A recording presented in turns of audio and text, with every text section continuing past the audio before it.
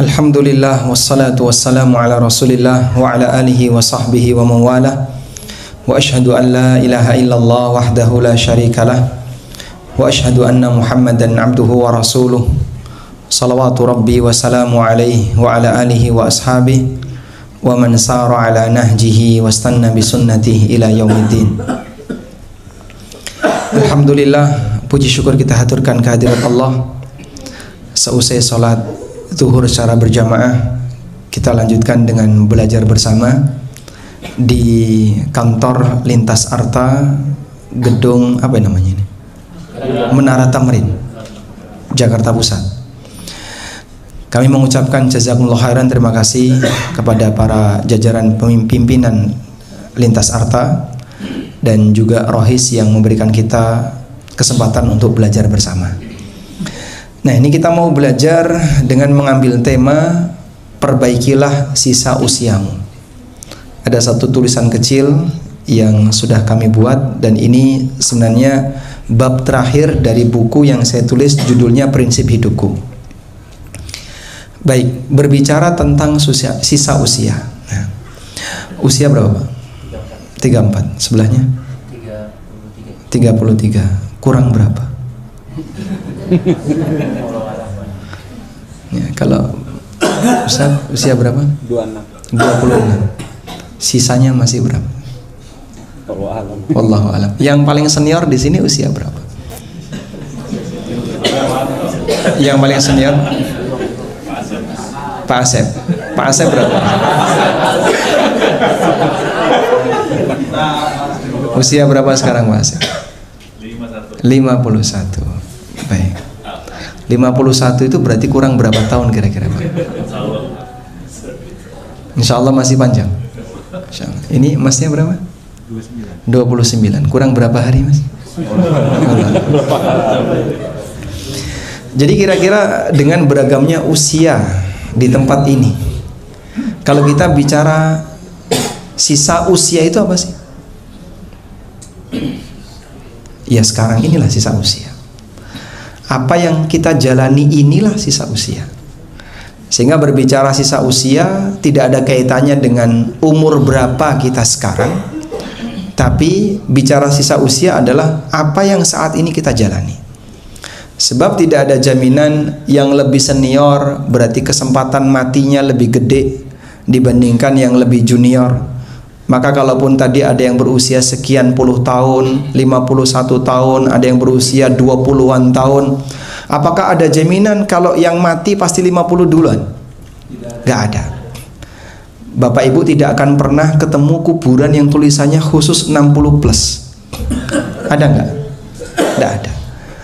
Siapapun punya peluang yang sama untuk mati. Sehingga kalau kita membahas tentang perbaiki dirimu di sisa usiamu, jangan Anda berpikir nunggu tua. Berarti tema ini nggak cocok untuk forum ini. Ini kan rata-rata masih SMA semua. Masya Allah. Baik, masih di usia 20-an, 30-an, 40-an, yang mungkin cita-citanya masih jauh dan masih panjang. Bahkan belum kepikiran kalau sampai besok akan mati, itu gak kepikiran. Nah, namun apapun itu, siapapun yang saat ini diberi kesempatan oleh Allah untuk hidup, berarti dia hakikatnya sedang menjalani sisa usianya. Saya sedang menjalani sisa usia saya, Anda sedang menjalani sisa usia Anda, dan semua umat manusia yang saat ini hidup, dia sedang menjalani sisa usianya. Terus ada apa dengan memperbaiki sisa usia? Ada satu hadis yang kita jadikan sebagai acuan dalam hal ini, yaitu sabda Nabi SAW.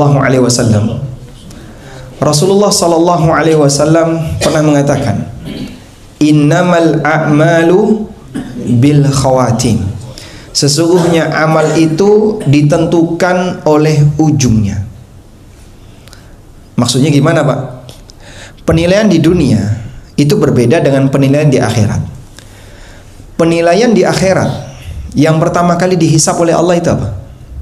Salat. Nabi SAW mengatakan, awwalu ma yuhasabu bihil abdu min amalihi yaumal qiyamah as-salah. Sesungguhnya amal yang pertama kali dihisab oleh Allah kelak di hari kiamat dari seorang hamba adalah salatnya. Kalau salatnya baik, seluruh amalnya dianggap baik. Sehingga awalan hisab ketika di hari kiamat Anda dapat nilai bagus, maka amal yang lain dianggap bagus. Maka ketika di hari kiamat, penentu baik dan buruk itu ditaruh oleh Allah di bagian depan. Ternyata kondisi ini berbeda ketika di dunia. Saat di dunia, apa yang menentukan baik buruknya hamba? Yang menentukan baik buruknya hamba ketika di dunia adalah ujung hayatnya. Maka Rasulullah SAW ngasih peringatan, innamal a'malu bil khawatim. Yang namanya amal itu dinilai, ditentukan oleh ujung hayat dari sang hamba. Kalau ujungnya baik, seluruh bagian awal yang pernah dilakukan oleh hamba, kalaupun ada yang buruk, tertutupi dengan kebaikan di ujung. Dan kalaupun bagian awalnya ada kebaikan, semuanya diterima. Di saat di bagian ujung, di situ ada kebaikan. Maka perjuangan kita untuk menjadi hamba yang baik sampai kapan? Perjuangan kita untuk menjadi hamba yang baik sampai kapan? Sampai mati. Karena yang mempengaruhi baik dan buruknya amal kita adalah ujungnya.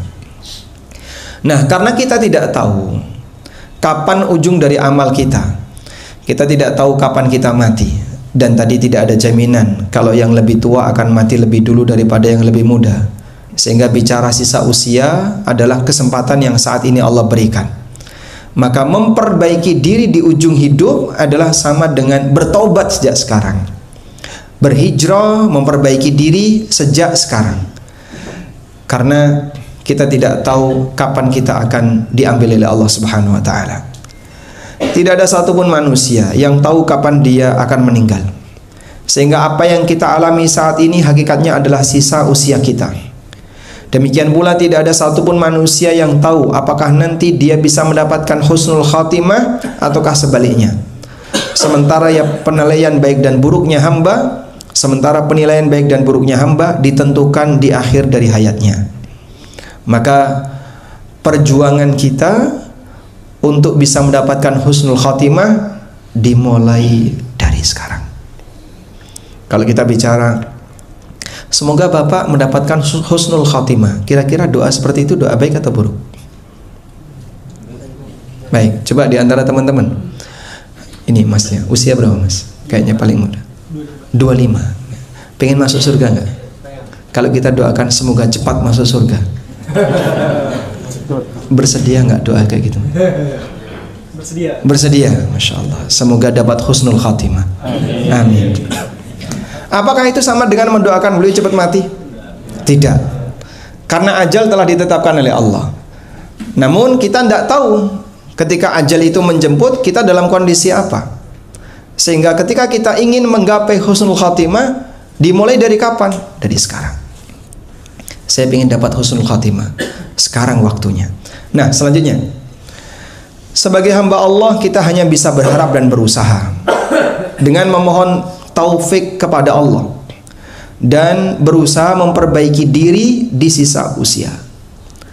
Masing-masing kita mungkin punya masa silam yang beragam. Ada yang masa silamnya mungkin agak gelap, ada yang remang-remang, ada yang cukup terang, berbeda-beda antara satu dengan yang lain, tergantung bagaimana situasi lingkungan saat dia dulu beraktivitas ketika masih kecil atau ketika masih muda. Baik, tapi kita tidak berbicara tentang masa silam. Semangat untuk menjadi orang baik itu berbicara ke depan. Wal tandur nafsun ma qaddamat lighad. Hendaknya setiap jiwa itu memperhatikan apa yang pernah dia lakukan dulu lighadin, untuk kondisi dia di masa mendatang. Mungkin para sahabat masa silam mereka jauh lebih kelam dibandingkan masa silam kita. Di antara sahabat ada yang dulu hobi minum khamr, ada yang pernah berzina, ada yang membunuh bayi wanita, bahkan ada yang membenci Rasulullah SAW. Tapi di saat mereka masuk Islam, mereka jadi apa? Pahlawan-pahlawan bagi agama. Dan kita berutang budi kepada mereka. Maka kalau Anda misalnya mau melakukan perubahan, tapi Pak, dulu tuh saya pernah kayak gini Pak, saya pernah ini, saya pernah ini. Apa mungkin Allah Subhanahu wa taala akan memberi taufik kepada saya? Sudahlah. Kalau bicara masa silam, saya punya masa silam. Anda juga punya masa silam. Para sahabat juga punya masa silam. Semuanya punya masa silam. Tapi perjuangan kita bukan tenggelam memikirkan masa silam, namun bagaimana kita bisa memperbaiki diri untuk menjadi yang terbaik di ujung usia kita. Nah, salah satu di antara tanda kebaikan itu ketika sang hamba diberi taufik oleh Allah untuk beramal. Di sini ada sebuah hadis dari sahabat Anas bin Malik radhiyallahu anhu. Nabi SAW pernah bersabda, "Idza aradallahu bi'abdin khairan ista'malahu." Apabila Allah menghendaki kebaikan bagi hamba, maka Allah akan mempekerjakannya. Maksudnya gimana Pak Allah mempekerjakannya? Saya mau tanya,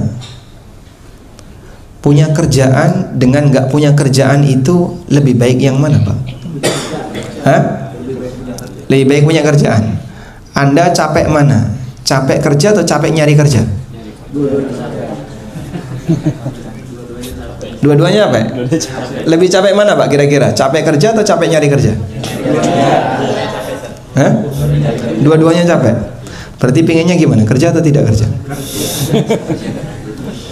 Saya pernah ngisi kajian ya. Mereka itu komunitas komunitas ya di dunia IT juga. Tapi mereka bukan karyawan. Mereka punya satu slogan, nganggur itu anugerah. Masya Allah. Ini kayaknya beda sama lintas arta ini. Sekarang ada banyak sekali orang yang dia dalam posisi pengangguran. Dan kemarin waktu job fair itu, berapa satu lowongan kerja diperebutkan berapa orang? Satu mungkin banding 5.000, satu banding 10.000, dan masih banyak orang yang belum dapat kerjaan. Sampai mereka bilang, kami lebih capek nyari kerja daripada capek kerja. Makanya mereka pingin sekali dan berharap untuk bisa kerja. Nah, sekarang begini. Di sini ada sebuah PT. PT ini menjanjikan gaji yang sangat besar.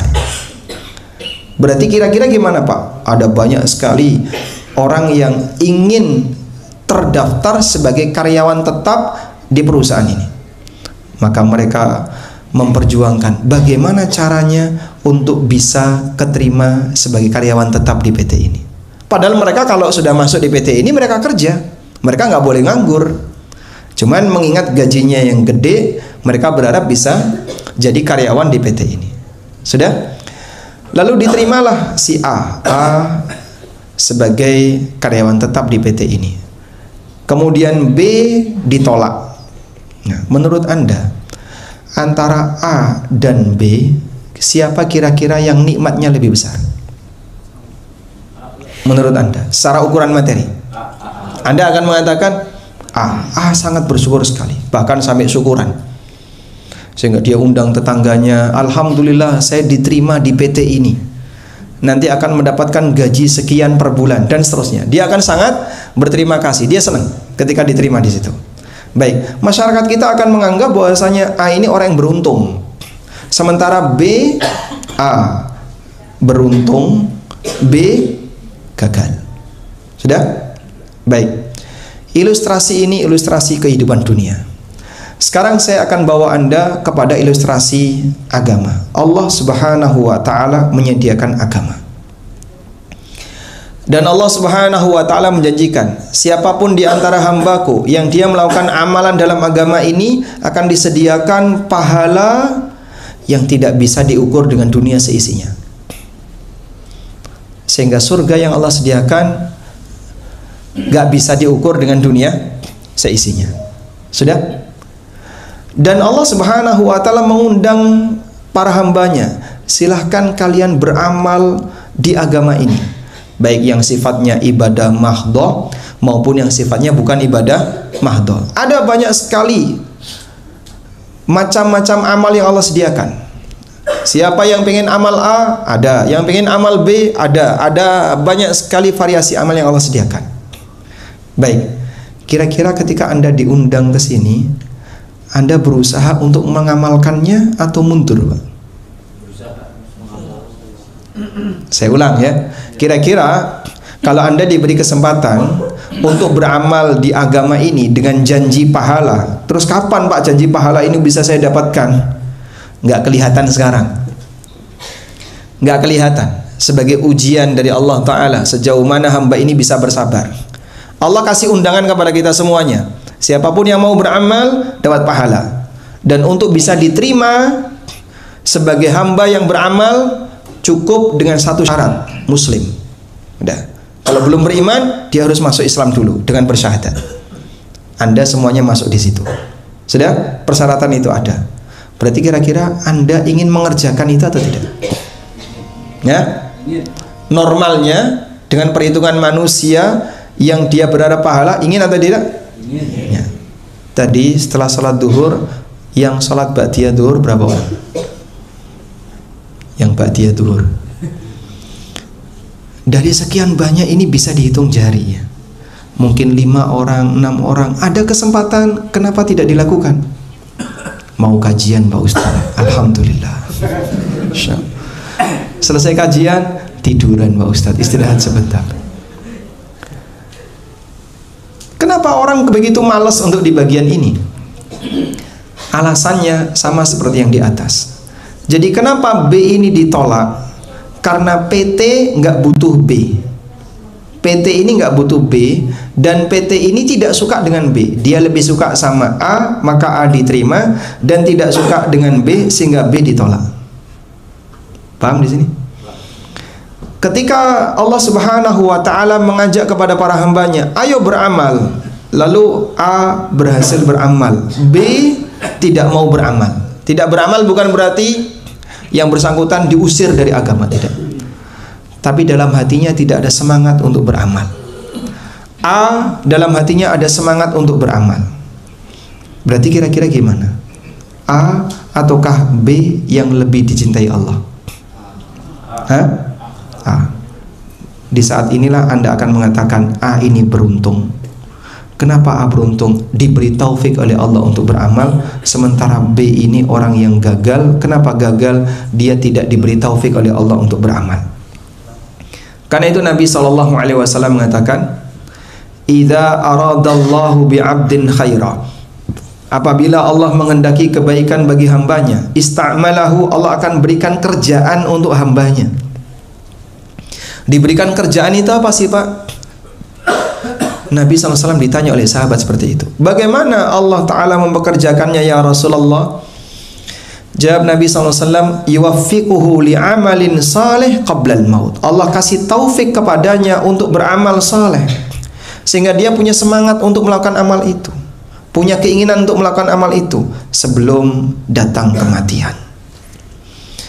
Jadi di saat Anda punya keinginan untuk baca Quran, punya keinginan untuk zikir lebih kuat dibandingkan keinginan hamba untuk nyekrol-nyekrol HP, berarti Allah kasih taufik kepada Anda.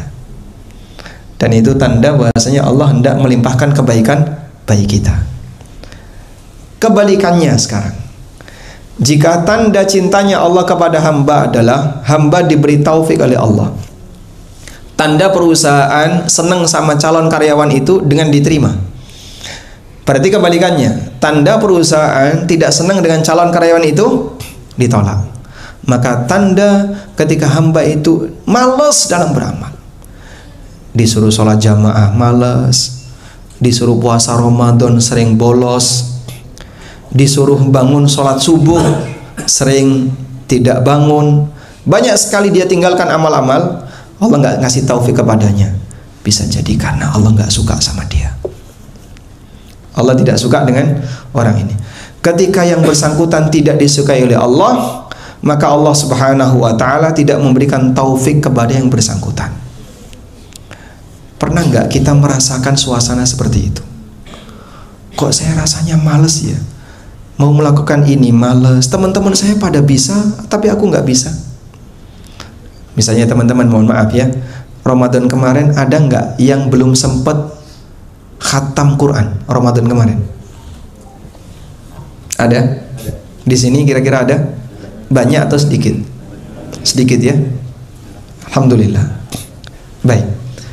Kenapa dia keberatan untuk menghatamkan Quran? Padahal yang lain kan pada menghatamkan Quran.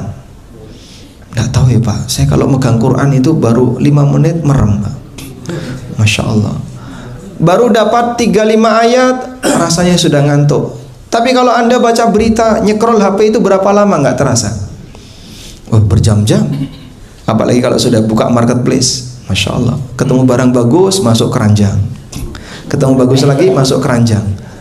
Keranjangnya tanpa batas, penuh dengan isi barang-barang yang cuma dimasukkan ke dalam keranjang virtual. Wallahu alam kapan mau dibeli.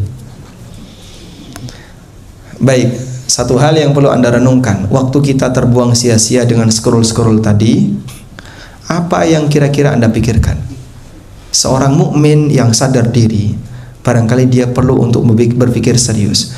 Jangan-jangan Allah Subhanahu wa Ta'ala tidak suka dengan saya. Nah, Anda perlu perhatikan seperti ini, bahwa ketika melakukan ketaatan, saat hamba beribadah, mereka itu seperti melakukan perjalanan menuju pencipta, menuju Allah. Mereka seakan telah melakukan perjalanan menuju Allah. Hamba yang beribadah ini kan jumlahnya banyak, sehingga mereka ini adalah rombongan orang soleh. Pertanyaannya, kita ada di rombongan itu atau tidak? Kalau Anda tidak berada di rombongan ini, berarti bisa jadi Allah Subhanahu wa Ta'ala tidak ingin kita berada di tengah orang-orang baik. Makanya kita ditaruh di luar. Kamu jangan ikut sama mereka. Kamu gak pantas ikut bergabung dengan rombongan orang baik. Coba Anda lihat ayat berikut ini. Allah Subhanahu wa Ta'ala menceritakan tentang kondisi orang munafik. Kondisi orang munafik Allah ceritakan di surat At-Taubah ayat 46. Walau aradul khuruja la'addu lahu uddatan walakin karihallahum bi'athahum fathabbatahum wa qila qa'udu ma'al qa'idin. Walau aradul khuruja, kalau orang munafik itu serius mau ikut jihad, la'addu lahu uddatan, seharusnya mereka persiapan. Coba lihat di lanjutan ayat, kalimatnya gimana? Walakin karihallahum bi'athahum fathabbatahum. Namun Allah nggak suka mereka ini ikut berangkat bersama rombongan sahabat. Fathabbatahum, sehingga Allah buat mereka malas untuk bangkit berangkat jihad. Sehingga ayat ini memberikan gambaran kayak tadi. Orang yang sedang beribadah kepada Allah, jumlahnya banyak sekali. Di kota Mekah itu banyak sekali, di kota Madinah banyak sekali, di pesantren-pesantren yang ada di Indonesia banyak sekali. Mereka berbondong-bondong menuju ketaatan kepada Allah dengan melakukan aneka ibadah. Sehingga mereka rombongan untuk melakukan perjalanan menuju Allah. Terus, Pak, rombongan itu kan tempatnya beda-beda. Iya, betul. Semuanya tempatnya beda-beda. Ada yang di Mekah, ada yang di Madinah, ada yang di Indonesia, ada yang di negara yang lain. Tapi semuanya tujuannya sama, Allah. Maka di saat kita tidak ikut dalam kegiatan itu, berarti kita tidak terlibat dalam rombongan. Orang yang sedang beribadah itu sedang melakukan perjalanan menuju Allah. Kamu ketika tidak terlibat di situ, berarti kamu tidak ada dalam rombongan tadi. Coba lihat ayat tadi. Walakin karihallahum bi'athahum, namun Allah tidak suka mereka ikut dalam rombongan, fathabbatahum, sehingga Allah buat mereka itu malas untuk melakukannya. Nah, jadi di sini jika Anda malas, ini apa? Tanda Allah tidak suka. Coba, kalau Allah sudah nggak suka, apa ada peluang untuk bisa memperbaiki diri? Sebabnya apa Pak? Allah nggak suka sama kita, Pak. Ya tentu saja ada sebabnya. Dan terutama yang terjadi adalah karena kita banyak maksiat. Kita lebih mendahulukan hawa nafsu dibandingkan dengan panggilan Allah. Sederhana saja, ketika adzan dikumandangkan, Anda lebih setia dengan HP daripada mendatangi panggilan adzan, terutama yang bapak-bapak, yang laki-laki.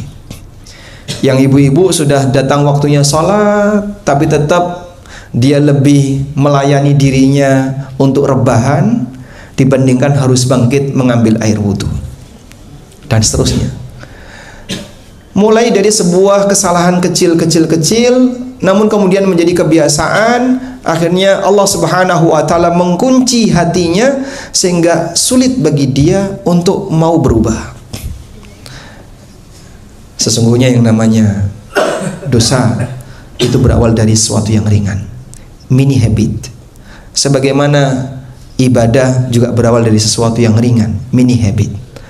Ketika Anda membiasakan hal kecil untuk berbuat baik, segera menyambut panggilan, merespon panggilan, di saat itulah Allah Subhanahu wa Ta'ala akan memberikan kehidupan hati bagi kita.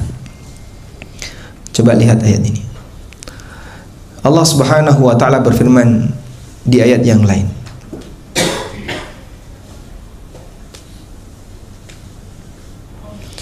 Di surat Al-Anfal ayat 24.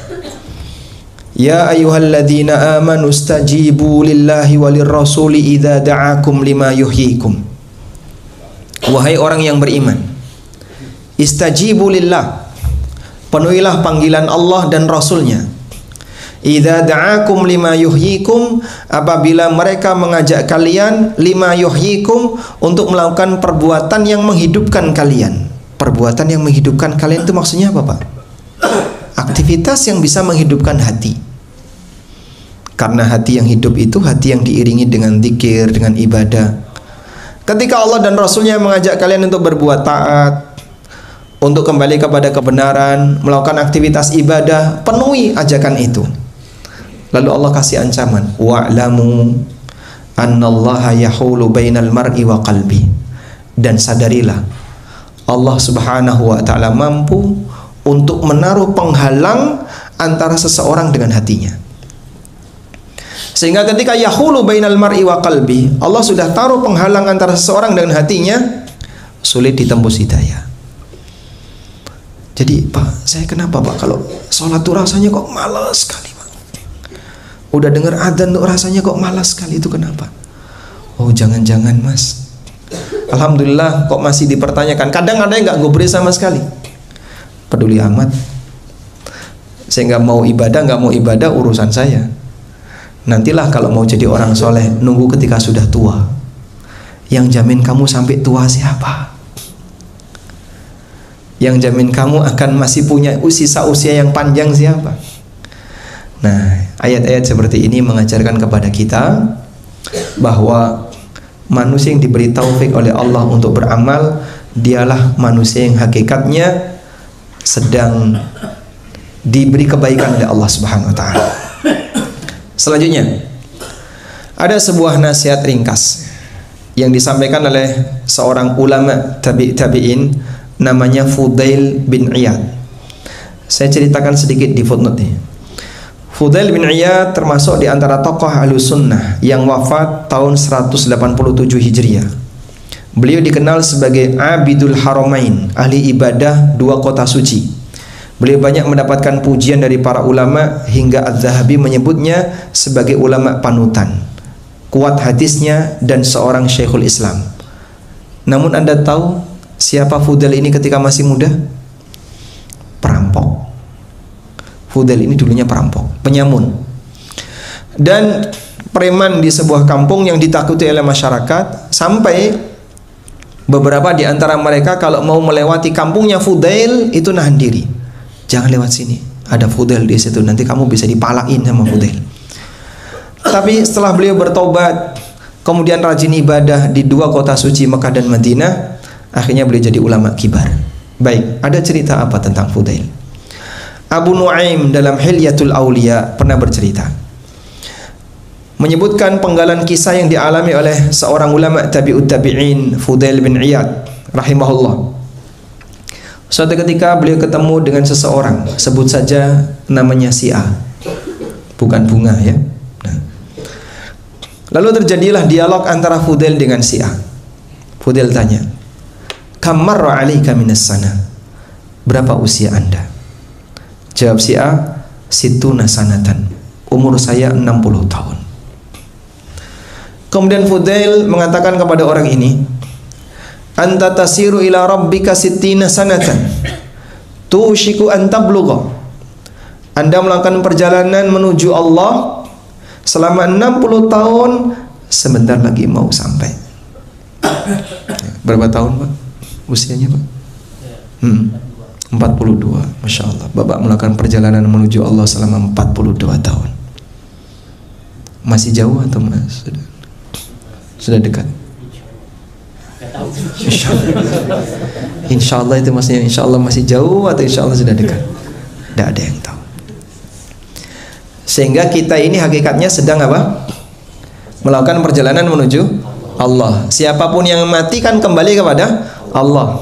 Makanya kita mengucapkan kalimat istirja, inna lillahi, sesungguhnya kita ini milik Allah, wa inna ilaihi rajiun, dan kita akan kembali kepadanya.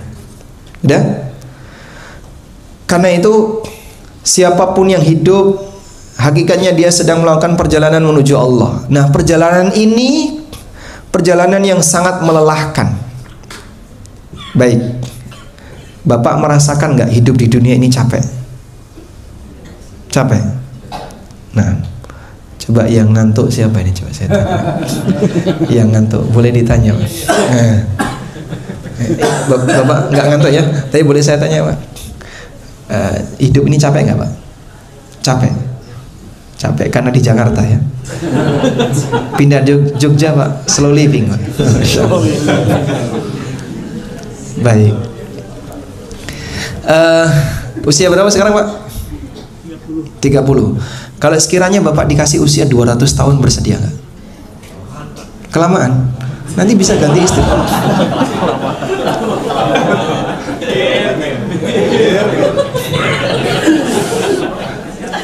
Lah pengennya berapa sudah?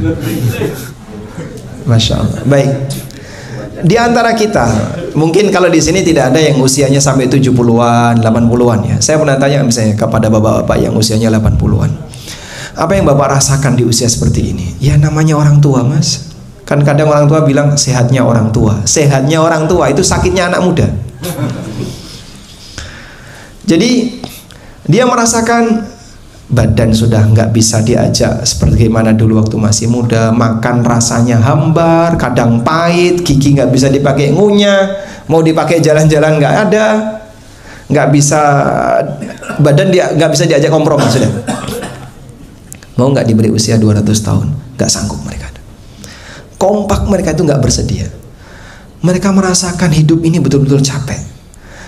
Allah Subhanahu wa taala mengatakan, ya ayyuhal insan, innaka kadihun ila rabbika kadhan famulaqi. Wahai manusia, sesungguhnya kamu itu betul-betul capek. Innaka kadihun ila rabbik, kamu betul-betul capek ila rabbik, dalam melakukan perjalanan menuju Rabbmu. Famulaqi, sampai kamu ketemu dia. Maksudnya sampai mati. Jadi perjalanan hidup ini capek karena kita hidup di dunia, nikmatnya bercampur musibah. Kalaupun seneng pasti ada duka. Sehingga Allah Subhanahu wa taala berikan kepada kita musibah lahir batin. Nggak ada ceritanya. Presiden itu pernah nggak sakit hati? Hah? Walaupun presiden, orang tertinggi di sebuah negara, hah? Pernah? Atau sering? Pejabat pernah nggak dia mengalami sakit hati? Nah, manusia mengalami seperti itu. Tidak ada orang yang hidup di dunia nol musibah, itu tidak ada. Semuanya pasti mengalami musibah. Nah, di capeknya hidup seperti itu, Fudail menyampaikan, dengan usia yang Allah berikan kepadamu, berarti kamu melakukan perjalanan menuju Allah selama sekian puluh tahun, sebentar lagi mau sampai. Spontan si A ini langsung mengucapkan kalimat istirja, inna lillahi wa inna ilaihi rajiun. Lalu Fudail tanya, tahu kamu apa maknanya inna lillahi wa inna ilaihi rajiun? Orang itu mengatakan, Tolong jelaskan kepada kami. Fudail kemudian mengatakan, annahu abdullah wa annahu ilaihi raji'. Kita ini adalah hamba Allah dan kita akan kembali kepada Allah. Falya'lam bi annahu mauqufun, maka hendaknya dia sadari kalau dia akan menghadap Allah. Wa man 'alima bi annahu mauqufun, dan siapa yang sadar kalau dia akan menghadap Allah, falya'lam bi annahu mas'ulun, maka dia harus sadar dia akan ditanya oleh Allah. Apa yang ditanya, Pak? Nabi SAW pernah mengatakan, la tazulu qadama 'abdin yaumal qiyamah, kaki seorang hamba tidak akan geser sampai dia ditanya oleh Allah. 4 hal yang ditanya. Apa saja itu, Pak? Coba saya lihatkan hadis ini.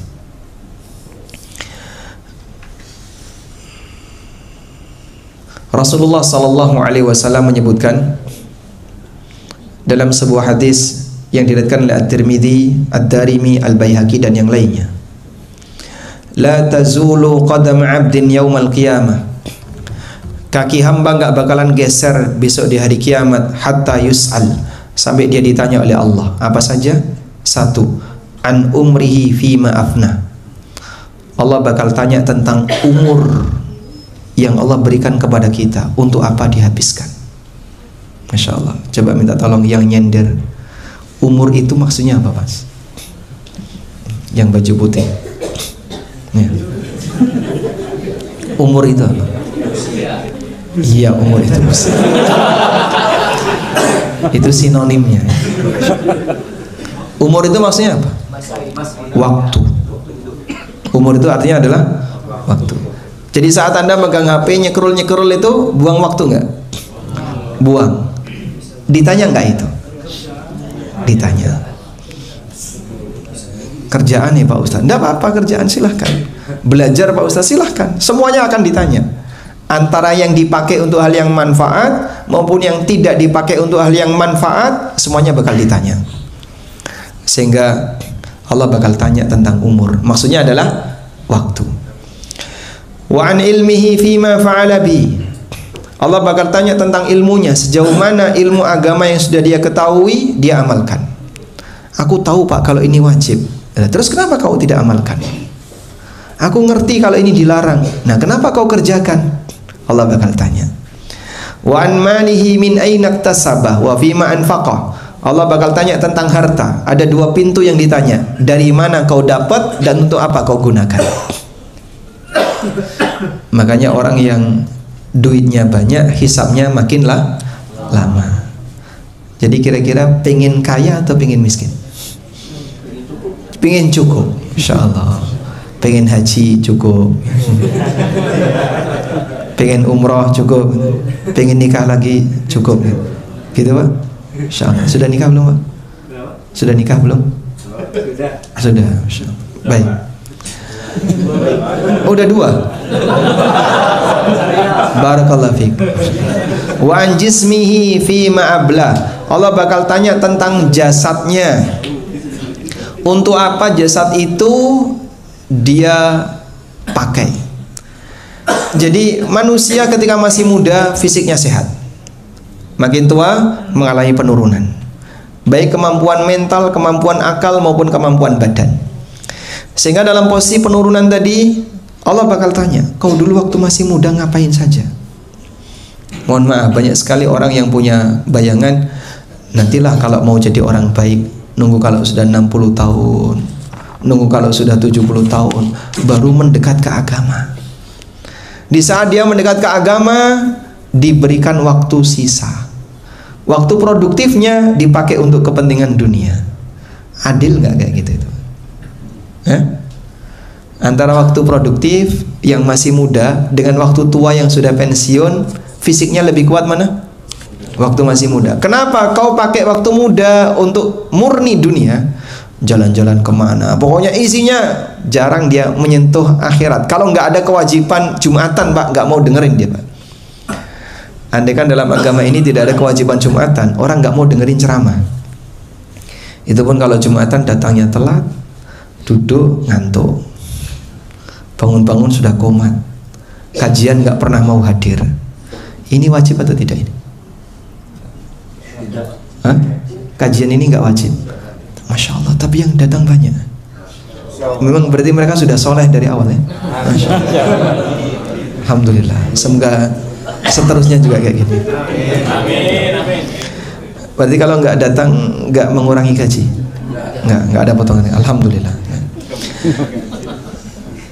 Akan berbeda ceritanya kalau misalnya ini diwajibkan sama perusahaan, Pak. Kalau saya nggak datang, wah nanti mempengaruhi KPI.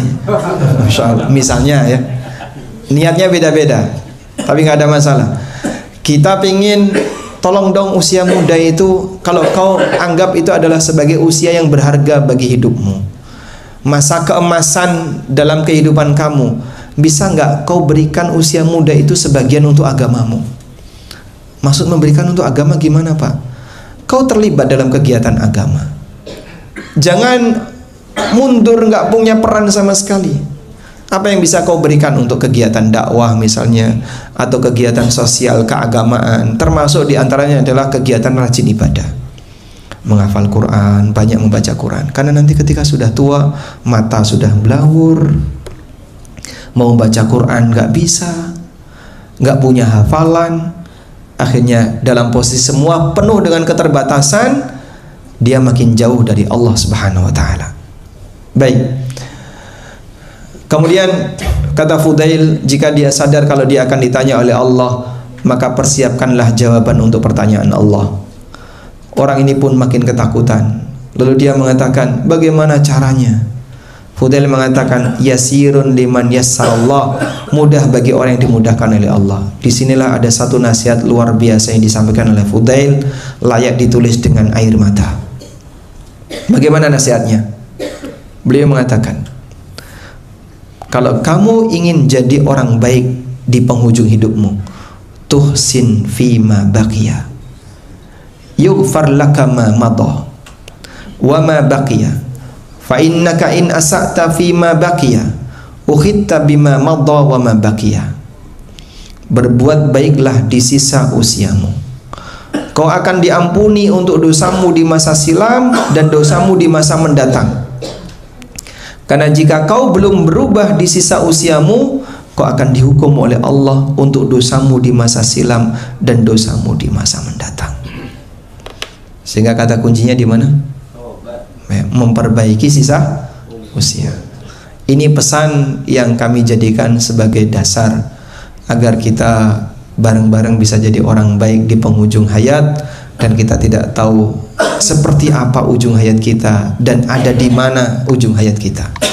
Maka kita berusaha untuk memperbaiki diri. Dan yang terakhir di sini ya, banyak berdoa kepada Allah agar diwafatkan sebagai muslim ahlu sunnah. Ada satu doa, saya tugaskan Anda untuk menghafalkannya. Doanya kalimatnya seperti ini: Allahumma amitna alal islami wa sunnah. Sesuatu yang tidak pasti, yang tidak kita ketahui kedepannya seperti apa, dan kita tidak bisa menjamin, mintalah kepada Zat yang Maha Kuasa. Sehingga iringi sesuatu yang tidak pasti tadi dengan doa. Mintalah kepada Allah, apakah saya nanti akan bisa jadi orang baik di ujung usia atau tidak? Wallahu alam. Tapi mintalah kepada Allah agar kita dapat husnul khatimah. Salah satu di antara doa itu adalah ucapkan kalimat ini: Allahumma amitna alal islam was sunnah. Ya Allah, wafatkan kami sebagai muslim ahlu sunnah. Baik, insya Allah menghafal ini tidak sulit kan? Baik, boleh difoto untuk dicatat agar nanti bisa dirutinkan. Demikian sebagai pengantar. Semoga yang sederhana ini bermanfaat bagi Bapak Ibu sekalian. Wassallallahu ala nabiyyina Muhammadin wa ala alihi wa sahbihi wasallam.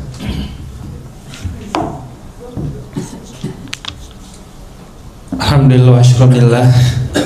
Syukur Ustaz Amin Nurbez, Bismillah.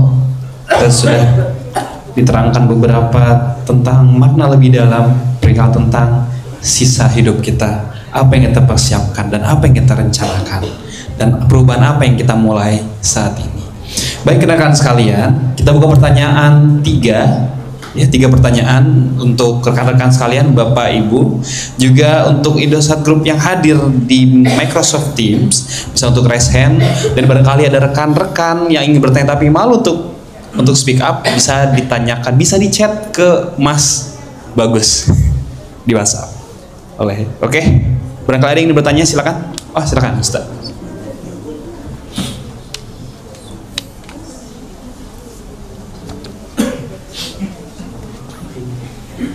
Atau pakai ini? Yang dekat. Bismillah. Assalamualaikum Ustadz. Waalaikumsalam. Saya mau bertanya Ustadz, saya tuh tertarik sama kisah-kisah orang dahulu gitu. Ya, salah satunya itu di tahun 90-an kayak Abdullah Al-Qasimi gitu, suatu ulama besar di Mesir dulunya gitu, yang akhir hayatnya itu sebagai ateis waktu itu. Dan salah satu karya bukunya itu banyak ulama bilang ini adalah karya di abad 90-an yang fenomenal lah gitu. Waktu saya lupa bukunya tentang apa gitu. Dan saya juga ingat salah satu kisah tabiin yang waktu itu ada salah satu pasukan Islam yang mau ekspansi ke daerah Bizantium, Romawi waktu itu, dan karena melihat suatu wanita yang cantik akhirnya beliau ini menjadi murtad gitu. Nah, yang saya tanyakan tuh berkaitan dengan di halaman pertama tadi Ustadz, terkait dengan Allah itu bakal melihat di akhir sisa hidup seseorang gitu Ustadz. Nah, kita tahu pasti kayak ulama dan tabiin itu kan bukan orang sembarangan ya Ustadz, pasti kan hafalannya bagus sama ilmunya juga luas gitu.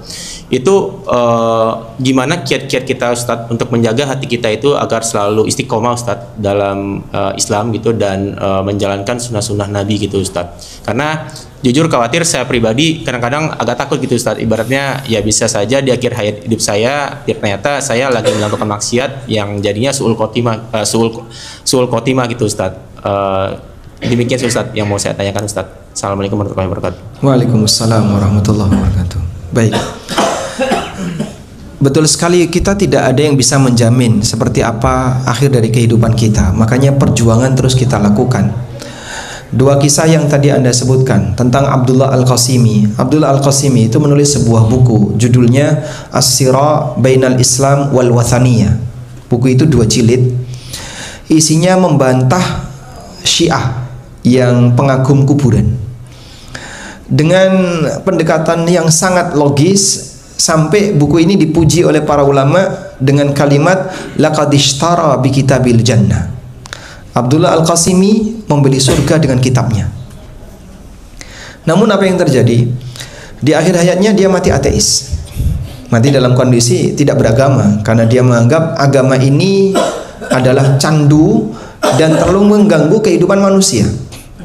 Maka sampai pada ujung kehidupannya dia tidak mengakui kebenaran semua agama. Waliyadzubillah. Sehingga nggak jaminan kalaupun saat ini misalnya kita baik, ujungnya jadi lebih baik atau ujungnya bisa lebih buruk. Makanya tawakal kepada Allah salah satu di antara kata kunci. Karena sesuatu yang tidak jelas kita serahkan kepada Zat yang Maha Kuasa. Dukung dengan doa dan jangan terlalu merasa ujub dengan prestasi. Aku sudah tahajud, yang jamin tahajudmu diterima siapa? Aku sudah rajin sholat duha, aku sudah rajin ini, yang menjamin ibadahmu diterima siapa? Jadi kita diperintahkan untuk beribadah semaksimal yang bisa kita lakukan, dan di saat yang sama kita dilarang untuk ujub. Ujub itu apa sih Pak? Gambaran sederhananya kayak gini. Ada orang yang beribadah, dia ikhlas, tidak ada yang memuji dan tidak mencari pujian, dia ibadahnya tersembunyi dan seterusnya. Cuman muncul dalam hatinya perasaan dia merasa lebih tinggi dibandingkan orang lain. Kalau riya itu mencari pujian dari orang lain, ujub itu dia memuji dirinya sendiri. Tidak ada satupun orang yang memuji, akhirnya dia memuji dirinya sendiri. Kau hebat, top markotop, yes mare yes. Tidak ada yang lebih unggul dibandingkan kamu. Di ruangan ini tahajudmu paling banyak. Terus dia merendahkan orang lain, merendahkan orang lain. Itu bibit-bibit ujub. Nah, bibit ujub ini yang terkadang bisa memicu seseorang untuk mengarah kepada kesesatan. Makanya jaga baik-baik ya. Termasuk juga kasus tadi ya. Jadi dia seorang hafidz Quran. lalu tertarik dengan wanita beragama lain, akhirnya dia menikah, terus pindah agama, padahal dia hafid Quran. Nah, setelah sekian waktu ketemu sama orang ini, temannya itu ketemu sama orang ini, temannya tanya, gimana nasib hafalanmu? Nah, dia bilang kayak gini, coba saya share screen ya. Jadi saat dia ditanya gimana nasib hafalanmu, dia bilang semuanya hilang kecuali satu ayat. Satu ayat itu firman Allah Ta'ala di surat Al-Hijr ayat yang kedua. Ayatnya bunyinya kayak gini, Rubama yawaddul ladzina kafaru law kanu muslimin. Semua hafalan Quranku hilang kecuali satu ayat ini. Rubama yawaddul ladzina kafaru law kanu muslimin. Bisa jadi orang kafir itu nantinya akan berharap andaikan dulu saya jadi orang muslim. Bisa jadi akan datang satu masa di mana orang kafir akan berharap dia akan jadi orang muslim. Jadi seolah-olah ayat ini apa Pak? Nampar dirinya sendiri. Kau hafal surat ini, kau hafal ayat ini, tapi kenapa kau sendiri justru tidak mau masuk Islam? Maka iringi dengan banyak berdoa kepada Allah, semoga akhir hajat kita husnul khatimah. Wallahu a'lam. Baik.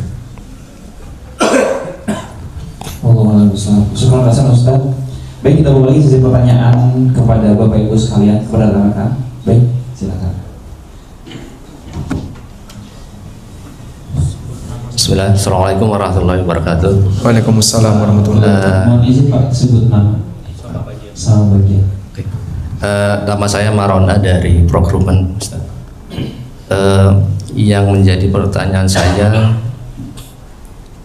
terkait dengan situasi sehari-hari lah, Ustaz ya. Tadi disampaikan bahwa di sisa umur kita ini kita harus berbanyak berbuat kebaikan gitu ya. Pun yang saya pahami juga dengan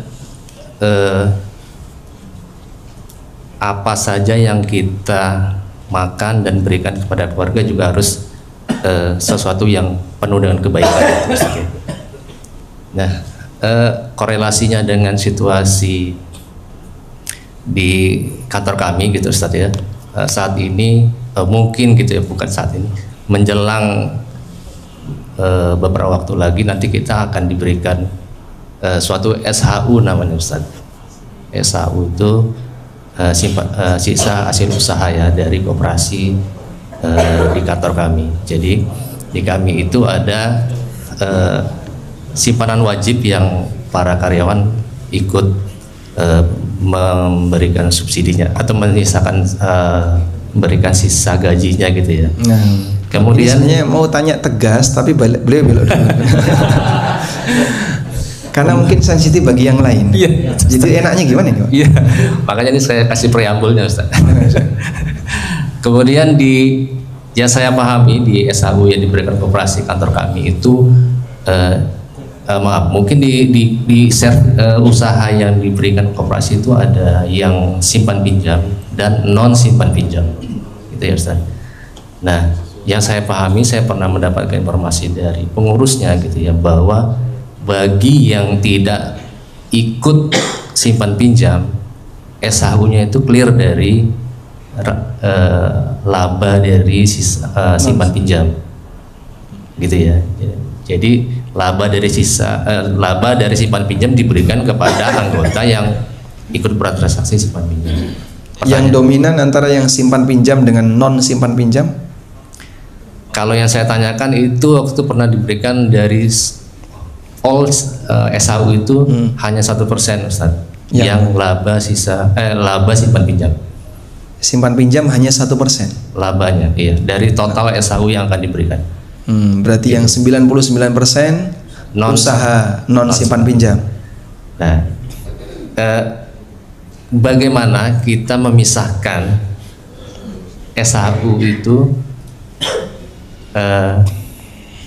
apa ya, cukup sensitif nih Ustaz. Nah, atau gini, mau dilanjut? Bagaimana caranya kita memanfaatkan sisa SHU itu untuk yang kita pakai untuk sehari-hari gitu? Apakah boleh atau tidak Ustaz? Oke, itu dulu Ustaz.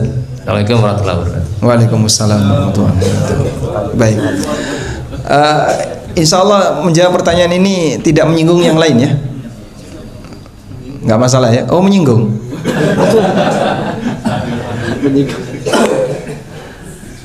Tapi setidaknya tahu ilmu itu satu langkah awal untuk berbenah menjadi lebih baik. Ada beberapa dosa dalam masalah muamalah ya. Dan salah satu di antara dosa besar dalam masalah kegiatan muamalah, kegiatan transaksi yang dilakukan oleh manusia adalah riba. Seperti apa dosa riba? Dalam surat Al-Baqarah Allah berikan tantangan perang. Allah Subhanahu wa taala berfirman, "Fa illam taf'alu fa'dzanu biharbin minallahi wa rasuli." Kalau kamu tidak mau meninggalkan dosa riba, maka umumkan untuk perang dengan Allah dan Rasulnya. Kebayang nggak sih seorang hamba perang dengan Allah dan Rasulnya? Kayak apa? Yang tentu saja bukan senjata lawan senjata. Tapi di sini menggambarkan apa yang dibutuhkan oleh hamba kelak di yaumil qiyamah. Dia butuh ampunan dari Allah, kasih sayang Allah. Namun bagaimana yang terjadi ketika sang hamba itu ditantang perang oleh Allah? Kira-kira peluang untuk mendapatkan ampunan berapa persen? Dalam posisi dia ditantang perang oleh Allah, kita semua akan mengatakan, wallahu a'lam, Pak, kecil sekali mungkin. Makanya dosa ini dinilai oleh Imam Malik rahimahullah sebagai dosa yang lebih besar dibandingkan minum khamr. Dan Nabi SAW menyebutkan, istanibus sab'al mubiqat, jauhilah 7 dosa yang membinasakan. Salah satunya kata beliau adalah wa aklur riba, makan riba. Nah, riba itu ada batasannya. Seperti apa batasannya? Ada kaidah yang disampaikan oleh sahabat Fudalah bin Ubaid radhiyallahu anhu. Beliau mengatakan, kullu qardin jarra naf'an fahuwa riba.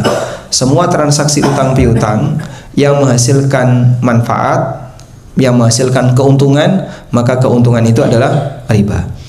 Sehingga ketika si A utang dari siapapun, baik lembaga, koperasi ataupun individu, lalu dari situ dia memberikan kelebihan, maka status kelebihan tadi riba berdasarkan kaidah ini. Dan selanjutnya ketika kelebihan itu dibagikan kepada para pemegang saham atau para anggota yang ikut serta dalam anggota koperasi tadi, berarti riba tadi mengalir ke sana. Anda sebagai penerima SHU maka perlu untuk menyisihkan.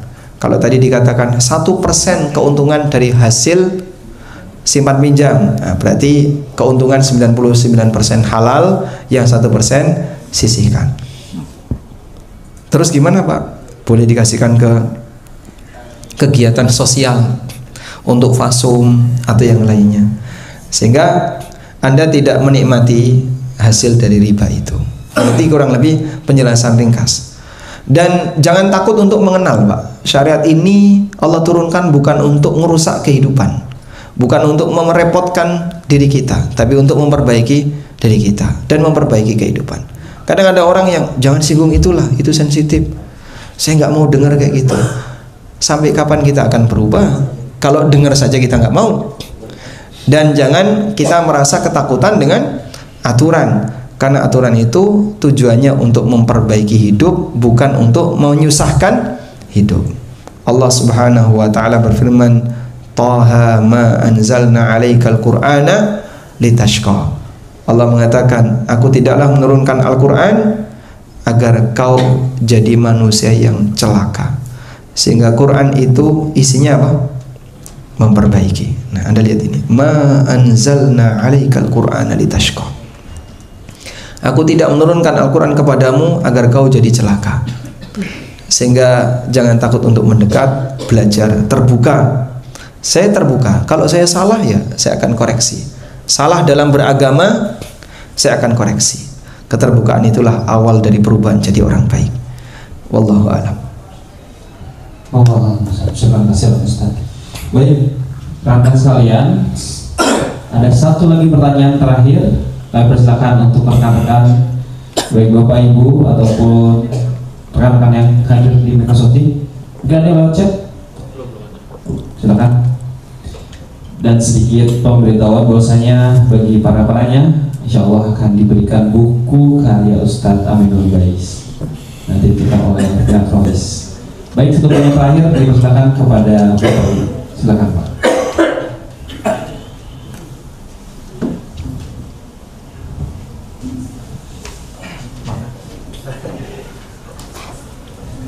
Terima kasih. Assalamualaikum warahmatullahi wabarakatuh. Assalamualaikum warahmatullahi wabarakatuh. Terima kasih Pak Ustadz atas materinya. Saya tertarik tadi terkait masalah taufik Pak ya.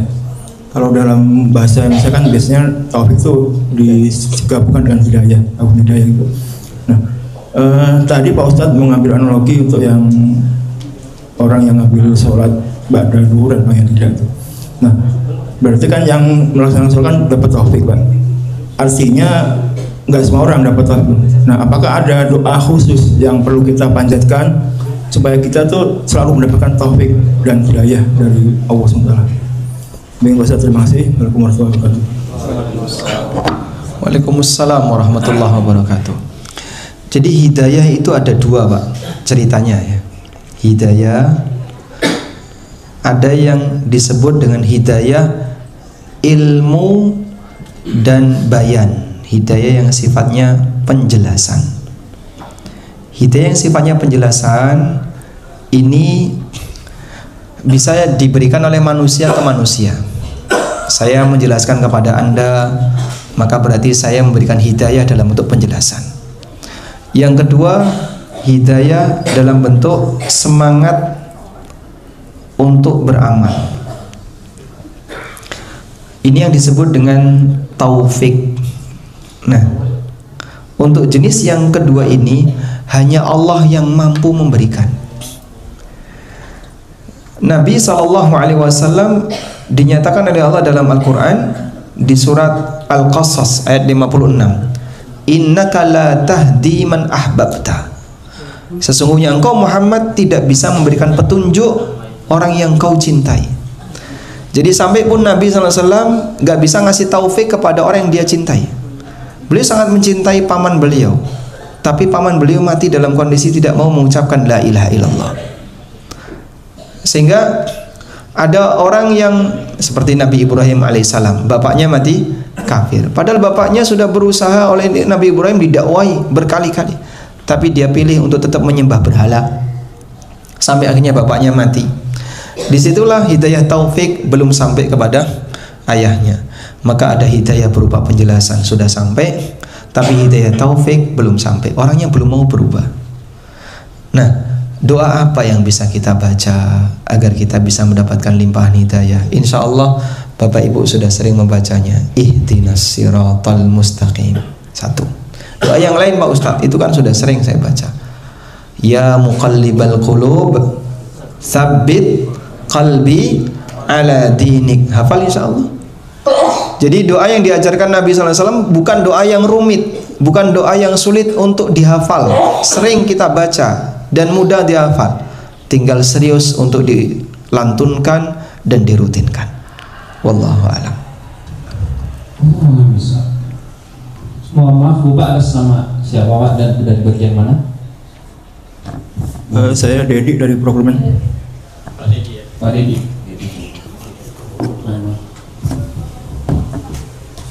Baik, alhamdulillah, syukran kasiran Ustaz.